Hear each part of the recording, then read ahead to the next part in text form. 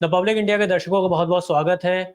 आज हम बंगाल की बात करने वाले हैं। अभी तक बिहार में बहुत ज़्यादा चर्चा हो रही थी कि बिहार में जिस तरीके से चुनाव आयोग ने स्पेशल इंटेंसिव रिवीजन यानी कि वोटर लिस्ट नई तरीके से बनाने के ऑर्डर के बाद लगातार वहाँ पर पॉलिटिक्स हुई और बहुत ज़्यादा सरगर्मियाँ चल रही हैं। लेकिन इसी से जुड़ी हुई कुछ खबरें जो है बंगाल से भी आ रही हैं। आज प्रोटेस्ट हुआ है पार्लियामेंट के बाहर। स्पेशल इंटेंसिव जो रिवीजन है उसके खिलाफ अपोजिशन पार्टीज ने प्रोटेस्ट किया है। और इसके बाद जो बंगाल से खबर है वो ये है कि वहाँ की चीफ मिनिस्टर ममता बनर्जी, तृणमूल कांग्रेस की सुप्रीमो, उन्होंने बीजेपी के खिलाफ और इलेक्शन कमीशन के खिलाफ बिगुल बजा दिया है। और हमारे साथ इसी पर बातचीत करने के लिए मौजूद हैं पॉलिटिकल एनालिस्ट प्रफुल्ल कोलख्याल सर, जो इस पर अपनी बात रखेंगे और बताएंगे कि बंगाल की पॉलिटिक्स के हिसाब से जो सारा इशू है वो किस तरीके से इम्पोर्टेंट है। जैसा कि आपने न्यूज़ में भी देखा कि शहीद दिवस के मौके पर बहुत तीखा भाषण दिया ममता बनर्जी ने, और उन्होंने कहा है इसमें कि जो इलेक्शन कमीशन जो कर रहा है तो बिहार के बाद इसका बंगाल में इसका नंबर लगने वाला है। यानी कि जो सर है SIR, जो वोटर लिस्ट दोबारा बननी है, वो बिहार के बाद बंगाल में उसका खतरा मंडरा रहा है और वो इसको किसी कीमत पर नहीं होने देंगी। इस पर आपकी पहली प्रतिक्रिया लेना चाहेंगे। नमस्कार सभी को। अभी तो ये मामला कोर्ट में है और कोर्ट में भी शायद एफिडेविट देके कर दिया है कि आधार को मान्यता नहीं देंगे, राशन कार्ड को नहीं जोड़ेंगे। चुनाव आयोग इस मामले में कुछ अधिक ही आक्रामक रवैया अख्तियार किए हुए है और बिहार में जिस ढंग से हो रहा है SIR यानी कि स्पेशल इंटेंसिव रिवीजन के नाम पर, और जिस प्रकार से डॉक्यूमेंट्स वगैरह लोड किए गए हैं, हमारे कई साथी पत्रकार वहां से जो रिपोर्ट कर रहे हैं उससे ये लग रहा है कि उसमें कोई जो प्यूरिफाइंग द वोटर लिस्ट के नाम पर इम्प्यूरिटी के लिए पूरी जगह बन रही है। और ये पूरा का पूरा रवैया जो है सो इसमें जनता की भागीदारी उस ढंग से सुनिश्चित नहीं की गई। देखिए, जब हम पश्चिम बंगाल की बात करते हैं तो पहली बात तो मैं आपसे ये गजनफर अब्बास साहब, मैं आपसे ये अनुरोध करूं कि ये बंगाल नहीं है। अगर हिंदी में कहते हैं तो यह पश्चिम बंगाल है, अगर बांग्ला में बोलते हैं तो पश्चिम बंगो। तो इसलिए कि बंगाल कहने से यहाँ पर वह अर्थ नहीं आता है, क्योंकि 1900 आप जानते हैं कि 1905 में देश में विभाजन हुआ, 1947 में बंगाल ने दो विभाजन झेले हैं सर। 1905 में बंगाल का पश्चिम बंगाल का और पूर्वी बंगाल का विभाजन हुआ। उसमें काफी सांस्कृतिक संकट और आर्थिक संकट, राजनीतिक संकट सभी खड़े हुए। रीयूनिफिकेशन आंदोलन रविन्द्रनाथ टैगोर के नेतृत्व में हुआ और भी बहुत सारे लोग थे। रविन्द्रनाथ टैगोर तो उसके सांस्कृतिक पुरोधा थे। एकमात्र ये देश है बंगाल है जहाँ के कवि रविन्द्रनाथ ठाकुर का गीत दो राष्ट्रों का राष्ट्रगीत है, बांग्लादेश का भी और यहाँ का भी।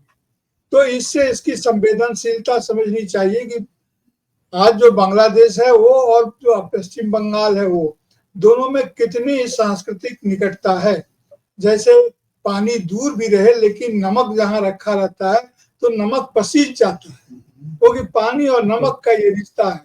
अगर बांग्लादेश में कुछ घटता है तो पश्चिम बंगाल प्रभावित होता ही होता है, और पश्चिम बंगाल में कुछ घटता है तो वहां भी प्रभाव जाता ही जाता है।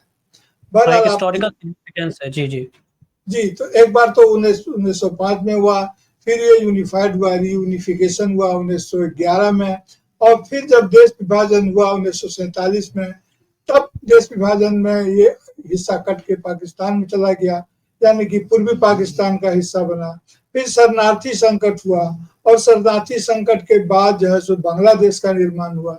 तो यह इलाका जो है बंगाल के लोग, पश्चिम बंगाल के लोग, जब मैं बंगाल कहता हूं तो बांग्लादेश को भी जोड़ता हूं, इन लोगों ने विभाजन के दर्द को तह दर तह महसूस किया है।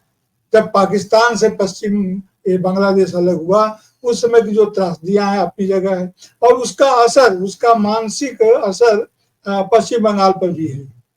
तो जब ये SIR के नाम पर जो करने जा रहे हैं, special intensive revision of vote, मैंने लिस्ट करेंगे वोटर लिस्ट का, तो जो रवैया और जो स्केल यहाँ वहां उन्होंने अपनाया है वो लगभग एनआरसी के बराबर है। और अगर आप प्रमाण नहीं मानते तो जाहिर है कि उस पर तीखी प्रतिक्रिया हुई है और इसको जी। बांग्ला या क्षेत्रीय अस्मिता से जोड़ दिया गया है। जी। तो इसमें एक बात समझना चाहेंगे कि अभी तक बात बिहार तक सीमित थी और ऐसा कई बार आ रहा था खबरों में कि ये पूरे पैन इंडिया लेवल पर आगे जाने की कोशिश की जाएगी, आगे इसको ले जाया जाएगा, एसआईआर वाला जो पूरा एक भूत है। तो लेकिन ये बंगाल में ही, बिहार के बाद बंगाल में ही खतरा क्यों मंडराने की आशंका लग रही है? क्योंकि बयान आया ममता बनर्जी का। इसलिए कि 2026 में पश्चिम बंगाल में चुनाव है, बिहार में भी इसीलिए किया जा रहा है कि बिहार में चुनाव है 2025 में। और पिछली बार बीजेपी को बहुत बुरी हार झेलनी पड़ी थी और काफी सीट्स भी कम हो गई थी। देखिए, हार और जीत अपनी जगह है, लेकिन यह बात तो सही है ना कि अभी बिहार में इसलिए किया जा रहा है कि बिहार में चुनाव है और बिहार को हर हाल में जीतना चाहता है मैंने दल भारतीय जनता पार्टी या एनडीए गठबंधन, और इसलिए जीतना चाहता है कि उसका असर बंगाल पर भी पड़ेगा ही, और जब बंगाल पर पड़ेगा उसका असर तो वहां से अपनी जय यात्रा शुरू करना चाहते हैं। यहाँ भी चुनाव है 2026 में, तो एसआईआर करेंगे ही करेंगे और दो स्केल तो अपना नहीं सकते हैं, और अगर दो स्केल अपनाएंगे तो ये इनके संघात्मक ढांचा पर आघात होगा, इसलिए ये यहाँ ये भय नहीं करेंगे। आसाम में कोई डर नहीं है, इसलिए आसाम में एनआरसी की प्रक्रिया वो एक्सरसाइज हो चुका है पहले ही। तो इसीलिए ममता बनर्जी ने कहा कि वो इसको एक कॉन्स्पिरेसी के तौर पर देख रही हैं वेस्ट बंगाल के खिलाफ। हाँ बिल्कुल, वो देखिए क्या हुआ है ना कि जो भी बांग्ला बोलता है उसको आप बांग्लादेशी मान लेते हैं प्रथम नजर में। उन्होंने तो कुछ बाकायदा एक लिस्ट लहराया था कि इतने सारे लोगों को बांग्लादेशी मान करके वहां भेजने की कोशिश की गई या उनको प्रताड़ित किया जाता है जी। तो ये तो अद्भुत स्थिति है ना कि आप बांग्ला, अगर कोई बांग्ला भाषी, देखिए जो बंगाल के लोग हैं, जो बांग्ला भाषी लोग हैं, बंगाल उसमें भी कई तरह के टोन है और यहाँ के लोग ठीक समझ जाते हैं कि कौन बांग्लादेश का है, कौन चिटगांव का है, कौन ढाका का है, कौन यहाँ का है। जैसे कि हिंदी क्षेत्र में हम ठीक समझ जाएंगे कौन हरियाणा का है, कौन पंजाब का है, कौन उत्तर प्रदेश का है, कौन पश्चिमी उत्तर प्रदेश का है, कौन मिथिलांचल का है, कौन मगध का है, तो हम पहचान जाते हैं कौन भोजपुर का है। उसी तरह से ये लोग भी पहचान जाते हैं कि ये बंगाल के किस क्षेत्र से हैं, लेकिन बाहरी लोग इसे शायद न पहचान पाए। और वे अभी जो रवैया अख्तियार कर गया, देखिए कहने में कोई संकोच नहीं होना चाहिए कि हम लोग जो हिंदी भाषा में बात करते हैं या हिंदी भाषी अपने को मानते हैं, उन्हें इस बात का जोर विरोध करना चाहिए। इसलिए विरोध करना चाहिए कि इस तरह से जो हमारी जो अस्मिताएं हैं वह संकट में पड़ेंगी, वह संकट में पड़ेंगे ही पड़ेंगे। तो इसलिए इसका विरोध तो होना ही चाहिए और वो विरोध करेंगे। और स्ट्रीट फाइटर वो विख्यात है, और उन्होंने जो जिस तरह का यही जो आप अभी जो जिस रैली की आप बात कह रहे थे, वहां पर सो Communist Party of India Marxist के साथ में वामपंथी गठबंधन की सरकार ज्योति बसु के समय से 34 साल से सरकार चल रही थी और उन्होंने आह्वान किया था, हालांकि मुझे लगता है वह राइटर्स अभियान नहीं था, वह था लाल बाजार घेरने का, जो पुलिस हेडक्वार्टर है यहाँ पर, उसको घेरने का प्लान था। जो भी हो, राइटर्स और ये दोनों अगल बगल है, हो सकता है कि राइटर्स अभियान ही हो। और उसमें जब पुलिस फायरिंग हुई थी, पुलिस फायरिंग में 13 लोग, उसमें मैं ममता बनर्जी युवा नेता थी कांग्रेस की, उसमें मैं तृणमूल बना नहीं था। तो 13 जवान जो उनके आह्वान पर आए थे, युवा कार्यकर्ता थे, उन गोली लगने से उनका निधन हुआ।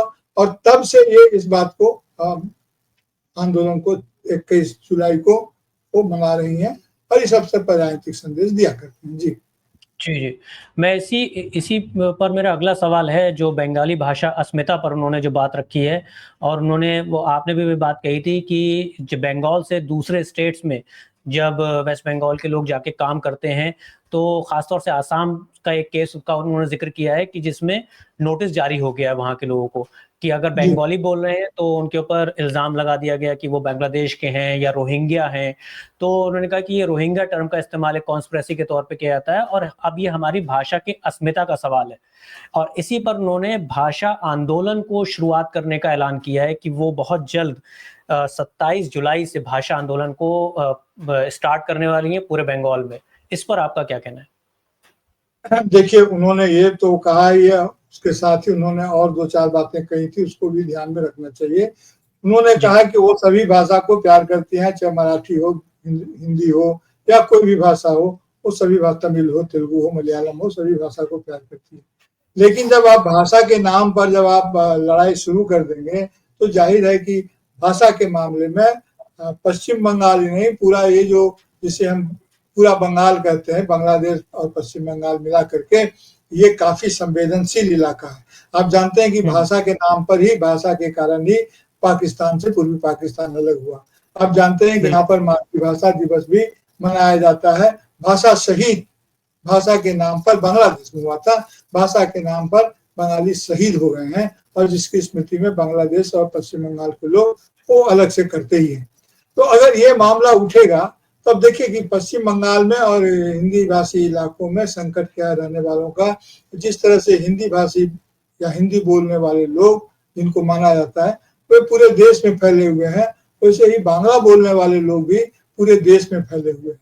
अब अगर ये भाषा आंदोलन वो अगर कर रही है तो एक सांस्कृतिक, पहले भी हुआ है, अगर ये सांस्कृतिक आंदोलन तक तो ठीक है, राजनीतिक आंदोलन तक तो ठीक है, लेकिन अगर यह किसी भी प्रकार का ऐसा आंदोलन हो जाएगा कि अन्य भाषा भाषियों को दूर करो, अन्य भाषा भाषियों के प्रति घृणा का प्रसार हो, तो ये एक खतरनाक मोड़ ले सकता है। और इसके लिए जो हमारी केंद्र की राजनीति है, भारतीय जनता पार्टी की जो राजनीति है, जो संघात्मक ढांचे का सम्मान नहीं करती है, कहीं ना कहीं उसकी जवाबदेही तो फिक्स होगी ही। नहीं, ऐसा उन्होंने कुछ नहीं कहा। इससे पहले भी जो बयान आया है वो भी आप जानते ही होंगे बेहतर, कि उन्होंने कहा है कि हम किसी भी दूसरी भाषा के खिलाफ नहीं है, लेकिन बंगाली भाषा के भी खिलाफ जो पॉलिटिक्स हो रही है उसे बंद होना चाहिए। उनका साफ साफ जो है बीजेपी की तरफ लगातार बयान आते रहे और पहले भी उन्होंने कहा है, अभी इसमें भी कहा है। लेकिन इसमें उन्होंने एक शब्द और यूज किया कि जो बीजेपी भाषाई आतंकवाद का इस्तेमाल कर रही है हमारे खिलाफ, ये उन्होंने टर्म यूज करी। तो अब की बार बहुत ज्यादा जो है, एक कहना चाहिए कि बहुत ज्यादा तेवर में कुछ ज्यादा ही आ गई है ममता बनर्जी भाषा वाले। देखिए अब्बास साहब, ये कौन कहेगा कि दूसरी भाषा के हम खिलाफ हैं? मराठी लोग कहते हैं क्या जी कि हम हिंदी के खिलाफ हैं? नहीं कहते हैं। लेकिन भारतीय जनता पार्टी के नेता क्या कहते हैं? वो कहते हैं कि हिंदी बोलने वालों के साथ आप मारपीट करते हैं, उर्दू बोलने वालों के साथ क्यों नहीं करते हैं? वे तो भाषा को फिर धर्म से और चारों तरफ से लहराना चाहते हैं ना। तो कौन बोलेगा कि हम दूसरी भाषा भाषी के खिलाफ में? कोई बोलता है? ये भी नहीं बोल रहे हैं। और जो नेता चाहते, देखिए जब आंदोलन कोई शुरू होता है तो नेतृत्व जहां शुरू करता है वह पूरा का पूरा उसके कमांड में, उसके कंट्रोल में नहीं भी रहता है। अगर छिटपुट घटनाएं कुछ ऐसी हो जाती हैं जो निचले स्तर पर, जो जनता के स्तर पर, जो जमीनी स्तर पर यह अगर घृणा फैल जाता है, 2-4 घटनाएं भी हो जाएंगी तो मीडिया के लिए काफी होगा और ये लोग उड़ाएंगे। और मीडिया में जब एक बार उड़ जाएगी कि हाँ, अगर मान लीजिए कि कोई अन्य भाषा भाषी या अन्य भाषा बोलने वालों के अगर साथ कोई असम्मान होगा, कोई दुर्व्यवहार होगा और वो अगर मीडिया में आ जाएगा, ये फैल जाएगा पूरे मीडिया में कि वहां पर ये साथ दुर्व्यवहार हो रहा है, हालांकि वो विरल घटना होगी। अब ये कहते हैं कि यहाँ पर दुर्गा पूजा नहीं करने देते। भारतीय जनता पार्टी कहती है कि यहाँ तृणमूल पूजा नहीं करने, दुर्गा पूजा नहीं करने देगी। अरे तृणमूल नहीं करने देगी, आप क्या बात करते हैं? जब यहाँ सीपीएम का शासन था, जब पहली बार था, मैं आपको इसे बता दे रहा हूँ, तो ये हुआ कि जब यहाँ वामपंथी शासन है, ये लोग तो इस चीज को मानते नहीं, नास्तिक किस्म के लोग होते हैं, तो पूजा का क्या होगा? तो खुद ज्योति बसु ने कहा था कि हम माने ना माने ये एक दूसरा मामला है, लेकिन मामला ये है कि जो लोग हमको मानते हैं, जो लोग हमको वोट देते हैं, वे सभी पूजा में अगर व्यस्त रहेंगे तो हम वहां से अनुपस्थित नहीं रह सकते हैं। हम उनके साथ रहेंगे, वो पूजा करेंगे, हम उनके साथ रहेंगे, उनको कोई असुविधा नहीं हो, पूरे धूमधाम से पूजा। और यहाँ पर पूजा में जैसे अभी वक्त मामले में उठता है ना कि क्या आप हिंदू संदर्भ में क्या किसी मुसलमान को आप भार देंगे, दायित्व देंगे? यहाँ की कई पूजा कमेटियों के सेक्रेटरी, सचिव और आयोजक इस्लाम को मानने वाले लोग होते हैं और कहीं कोई असुविधा नहीं होती है। तो यहाँ एक दूसरे तरह की चीजें हैं। आप राजनीतिक जो यहाँ रहता है या जो यहाँ कभी रह चुका है वो जानता है ना कि धर्म के प्रति यहाँ के लोगों का कैसा व्यवहार है। लेकिन आप यहाँ आकर के, आप कल तक जय श्री राम का नारा फैलाना चाहते थे, अब उत्तर प्रदेश हार गए और भुवनेश्वर, उड़ीसा जीत गए, तो आपने जय जगन्नाथ का नारा देना शुरू किया। और इतनी जल्दी अगर भगवान बदलते रहेंगे, और पश्चिम बंगाल में भी दुर्गापुर में प्रधानमंत्री आए तो जय माँ काली और जय माँ दुर्गा करने लगे। बिल्कुल बिल्कुल। तो ये तो इतनी, जहां जाएंगे वहीं आप रिश्ता स्थापित करने लगेंगे, और इस तरह से आप करेंगे तो आपकी भेद खुलने में तो देर लगती नहीं है। जी। ये तो पिछले कई भाषणों में देखा गया है कि नारे बदलते गए बीजेपी के, वहां पर जाके कुछ और हो गया, और दूसरे हिंदी बेल्ट के जो स्टेट्स हैं वहां पर कुछ और होता है, और भाषा को भी कहीं ना कहीं कम्युनल पोलराइजेशन की तरफ मोड़ दिया जाता है। जैसे अभी आपने जो इंसिडेंट्स बताए और सारी जो डेवलपमेंट्स बताए हैं, तो ये अगर हम इसको देखें, इसमें एक बात और ममता बनर्जी ने कही है अपने भाषण में कि हम 2 आंदोलन शुरू करने जा रहे हैं। एक तो भाषा के ऊपर अपना आंदोलन शुरू करेंगे जिसमें कि बंगाली भाषा की अस्मिता का सवाल है, और दूसरी उन्होंने कहा कि हम बीजेपी क्विट इंडिया मूवमेंट भी लॉन्च करने जा रहे हैं। तो सवाल इसमें यह है कि ये जो 2 आंदोलन है, 1 साल बाद इलेक्शन है, बल्कि 1 साल का भी समय नहीं है, बल्कि अप्रैल 2026 में डेट शेड्यूल होंगी, जैसे भी इलेक्शन कमीशन की तरफ से आएगा शेड्यूल। तो इसको अगर देखा जाए कि बहुत कम समय बाकी है, और ये 2 आंदोलन वहां से स्टार्ट होने जा रहे हैं ममता बनर्जी के भाषण के बाद, तो इसको इलेक्शन से जोड़ के आप कैसे देखते हैं कि किस तरीके का असर पड़ेगा, खासतौर से जब बीजेपी पिछले इलेक्शन में उनकी सीट्स कम हो गई थी, तृणमूल कांग्रेस की बढ़ गई थी, और वहां पर जो बीजेपी का हमेशा से जो कम्युनल पोलराइजेशन का जो एजेंडा रहता है, और जो बांग्लादेशी वर्सेस भारतीय वाला जो एक पोलराइजेशन का जो एजेंडा लेके आते हैं, वो भी फेल हुआ। उससे पहले वाला इलेक्शन थोड़ा चला था। तो क्या आप देख रहे हैं, किस तरीके से इसको एनालिसिस कर रहे हैं इलेक्शन से जोड़कर?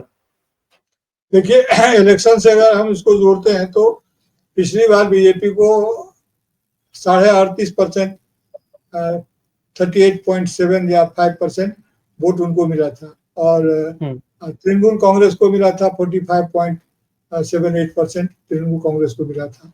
तो दोनों में जो अंतर है, आपको वो अंतर बहुत ही मार्जिन, बहुत कुशन नहीं है, ये बात तो सच है। अब सीट तो अपनी जगह पर है, सीट के बारे में आपने ठीक ही कहा। सीट में बता देता हूं दर्शकों के लिए कि पिछली बार बीजेपी को 43 सीटों का घाटा हुआ था और 78 पे आ गए थे ये, और तृणमूल कांग्रेस ने 213 सीटें जीती थी, जो कि पिछले इलेक्शन के मुकाबले 50 सीटों का ज्यादा है। तो उस पॉइंट से देखा जाए तो काफी बड़ा। जी जी, 213 और 78 विधानसभा में। और जब दर्शकों को बताना है तो ये भी बता दीजिए कि जब चुनाव परिणाम घोषित हो गए तो किस तरह से लोग जो तृणमूल कांग्रेस से भारतीय जनता पार्टी में आए थे, किस प्रकार से सिर मुड़ा मुड़ा कर फिर तृणमूल कांग्रेस में वापस आए। वो दल बदलू चलता रहा। हाँ, तो ये भी दर्शकों को के ध्यान में होना चाहिए। देखिए, जो कोई भी, बंगाल एक सीमावर्ती इलाका भी है, और पश्चिम बंगाल माने जो हमारा बांग्लादेश है इसको बंगाल बोलते हैं वो, और पश्चिम बंगाल ये सीमावर्ती इलाका भी है। इसकी सीमा झारखंड से और तमाम जगहों से इसकी सीमाएं मिलती है। यहाँ की जो संस्कृति है और यहाँ की जो संवेदनशीलता है वह काफी स्पर्शकातर है। वो बहुत ही, क्योंकि देखिए जो बंगला अस्मिता है ना, बंगला अस्मिता का सवाल वो काफी महत्वपूर्ण है और बहुत संवेदनशील है, इसकी कल्पना भी नहीं कर सकते हैं। और बाहर के लोग, खास करके भारतीय जनता पार्टी का जो मिजाज है, उस मिजाज से यहाँ के लोगों को समझ ही नहीं सकते हैं, क्योंकि उन्हें मालूम नहीं है कि पुनर्जागरण का मतलब क्या होता है। उनको ये मतलब, नवजागरण का मतलब क्या होता है, उनको ये मालूम नहीं है कि यहीं से वंदे मातरम गया है तो वंदे मातरम देने वाला यह प्रदेश है। उनको ये मालूम नहीं है कि यहाँ पर किस प्रकार से जनगण मन लिखा गया, जो रविन्द्रनाथ ठाकुर की बात बार बार होती है। उनको ये मालूम नहीं है कि यहीं पर राजा राम मोहन राय थे, यहीं विवेकानंद हुए, और भी बहुत सारे यही। और जब हम रविन्द्रनाथ की बात बोलते हैं तो रविन्द्रनाथ के पिताजी के, आप जानते हैं, सत्यम शिवम सुंदरम कोई वेद वाक्य नहीं है, ये अंग्रेजी का अनुवाद है, और ये अनुवाद रविन्द्रनाथ के दादाजी ने शायद किया, दादाजी ने, पिताजी द्वारकानाथ ने किया। तो ये इसका अनुवाद अंग्रेजी से the good the best the truth का अनुवाद उन्होंने किया था, सत्यम शिवम सुंदरम। इंटरेस्टिंग बात है दर्शकों के लिए, बहुत लोगों को नहीं पता होगा। हाँ, तो ये कोई सूत्र वाक्य संस्कृत का नहीं है, ये वहां से उसका अनुवाद उन्होंने किया था, कई लोगों ने अनुवाद किया था, वो यहाँ पर आया। यहाँ से सुभाष चंद्र बोस हुए हैं जिन्होंने जिनकी चेतना अभी भी यहाँ पर है। यहाँ पर 23 जनवरी जो सुभाष चंद्र बोस जी का जन्मदिन है, उस दिन भी झंडा फहराया जाता है, तिरंगा लहराया जाता है। और ठीक उसी तरह से जिस तरह से 26 जनवरी और 15 अगस्त को लहराया जाता है, ठीक उस तरह से यहाँ की संवेदनशीलता बहुत दूसरे ढंग की है, क्योंकि इन्होंने देखा है और दर्द देखा है। आप जानते हैं कि एक समय में जब भाषा के आधार पर इनका अलगाव हुआ तो असम के निचले हिस्से के लोग बांग्ला बोलते थे, उड़ीसा के लोग बांग्ला बोलते थे। अब झारखंड में जाइए, झारखंड में झारग्राम तक, वहां तक आप जाएंगे तो आपको बांग्ला बोले, गांव की भाषा, गांव में लोग, भद्र लोग बांग्ला बोलते थे, हिंदी नहीं, बांग्ला बोलते थे और नागपुरी बोलते थे अपने यहाँ की भाषा। तो इसका क्षेत्र काफी विस्तृत है, उसकी संवेदनशीलता काफी है। और बौद्धिकों वगैरह का तो उतने इतिहास में तो अभी जाने की जरूरत नहीं है, लेकिन चुनाव पर इसका निश्चित रूप से असर पड़ेगा। और ये जैसा कि होता है, ये अपने को केंद्रीय, शुरू से ही इसका रहा है कि जो केंद्रीय नेतृत्व है, जो केंद्रीय सत्ता है, उसके साथ तनाव में पश्चिम बंगाल अपने अस्तित्व की रक्षा देखता है, उसके साथ मिलकर नहीं देखता है। आप जानते हैं कि मुगलों के समय में मुर्शिदाबाद, यहाँ राजधानी थी, मुर्शिदाबाद में काफी हो हंगामा हुआ। अब जानते हैं दंगे फसाद हुए, उस दंगे फसाद में अब इनको क्या मालूम कि 75% वहां आबादी मुसलमानों की ही है। और चूंकि मुगलों से राजधानी था, जिस समय में पश्चिम बंगाल में कलकत्ता का अता पता नहीं था, उस समय में मुर्शिदाबाद यहाँ की राजधानी हुआ करती थी। यही पलासी है सर, जहाँ 1757 हुआ था, जहाँ से भारतीय के अंग्रेजों के हाथ में चले जाने का दीवान लिख दिया गया। 1757 यही है, यही हमने देखा है कि किस तरह से वो चीजें होती है। उसके बाद आगे जाकर के बक्सर और तमाम जगहों पर गए। मेरे कहने का मतलब ये है कि इसने काफी उत्थान पतन देखा है। एक समय में जब हम बोलते हैं कि हम नालंदा पर गर्व करते हैं, बिहार और बंगाल उतना कभी नहीं था। जो नालंदा का इलाका है, उसके निर्माण में पश्चिम बंगाल के राजघराने का काफी योगदान है। सेन वंश और पाल वंश यहाँ रहे हैं, जो सेन वंश का राज था। उतने इतिहास में जाने की जरूरत नहीं है। जो मगध साम्राज्य तक ये हम लोग हिस्सा थे।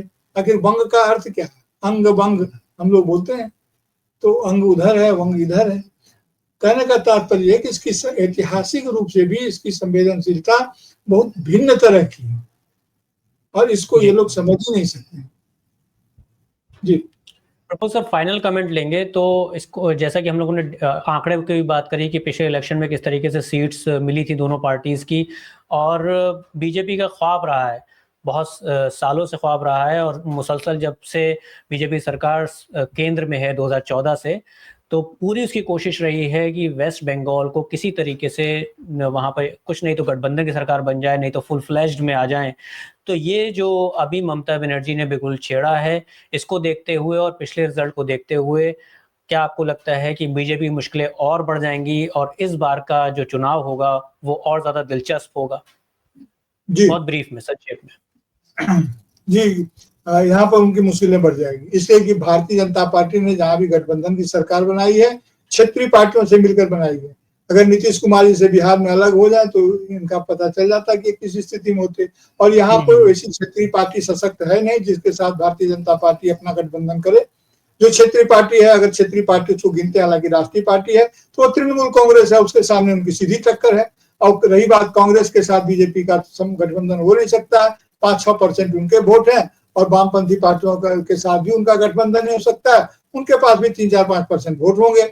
तो किस पार्टी से वो गठबंधन करेंगे अपना, जो यहाँ का ख्वाब देखते हैं? तो ये तो दिलचस्प भी है, और इसका परिणाम तो काफी घोषित है कि क्या होगा। रही बात की सीट भरने की, तो ये ममता बनर्जी का हाथ पकड़ के ही भारतीय जनता पार्टी की यहाँ पर कुछ प्रवेश हुआ था। नहीं तो एक समय में एक विधायक क्या होगा इसके लाले पड़े थे। एक सज्जन एमपी हो गए तो उसके लिए पूरा बंगाल चमक गया कि क्या यहाँ से भी जनसंघ का या राष्ट्रीय स्वयंसेवक संघ का यहाँ भी असर है। तो उसका चुनावी कोई असर होने वाला नहीं है। इसीलिए ये चाहते हैं कि संस्थाओं के दुरुपयोग करते हुए भी अगर कुछ हासिल किया जा सके, या यहाँ जो गैर बांग्ला भाषी लोग हैं, मैं साफ साफ कहता हूँ, जो गैर बांग्ला भाषी लोग हैं उनके समर्थन की तलाश में दिन रात भटकते रहते हैं। उनके समर्थन से ये सरकार बना ले जाएंगे या कोई निर्णायक जीत हासिल करेंगे, यह बिल्कुल असंभव है, क्योंकि जो लोग बांग्ला नहीं भी बोलते हैं, जो लोग हिंदी बोलते हैं, उड़िया बोलते हैं, तेलुगु बोलते हैं, तमिल बोलते हैं, वे भी भारतीय जनता पार्टी को यहाँ पर अपना समर्थन नहीं दे सकते हैं। जी धन्यवाद प्रफुल्ल सर अपना वक्त देने के लिए। और दर्शकों को हम बताना चाहेंगे कि जिस तरीके से सारी बातें अभी प्रफुल्ल सर ने बताई हैं और बहुत ही इम्पॉर्टेंट जो पॉइंट्स हैं जिन पर हमने डिस्कशन किया कि क्यों ममता बनर्जी का ये जो आंदोलन जो वो शुरू करने जा रही हैं, उन्होंने भाषण दिया कि वो भाषा के ऊपर बंगाली भाषाई जो उनकी अस्मिता है उसके ऊपर जो वो आंदोलन छेड़ने वाली हैं बीजेपी के खिलाफ, और जो चुनाव आयोग के खिलाफ और चुनाव आयोग और बीजेपी की जो एक गठजोड़ है उसके खिलाफ जो बिहार में जो अभी एक्सरसाइज हो रही है वोटर लिस्ट नहीं बनाने की, वो बंगाल में वो नहीं होने देंगी। तो अगले साल इलेक्शन है तो इसका सीधा सीधा असर वहां पर पड़ने वाला है, क्योंकि पिछली बार भी इलेक्शन में बीजेपी को नुकसान उठाना पड़ा था और टीएमसी की तृणमूल कांग्रेस की सीटें बढ़ी थी। तो इस बार का चुनाव बहुत इंटरेस्टिंग होगा। प्रोफेसर ने बिल्कुल सही कहा कि इसका असर सीटों पर भी दिखाई देगा और अब की बार शायद बीजेपी के लिए और ज्यादा मुश्किलें खड़ी हो जाएं चुनाव को जीतने के लिए, या फिर अपनी इमेज जो जिस तरीके की उनकी इमेज वो बिल्डअप करते हैं, राष्ट्रवादी इमेज, कहीं ना कहीं उस पर और ज्यादा डेंट लगने की आशंका है।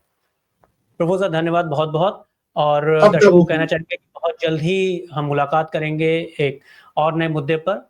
शुक्रिया।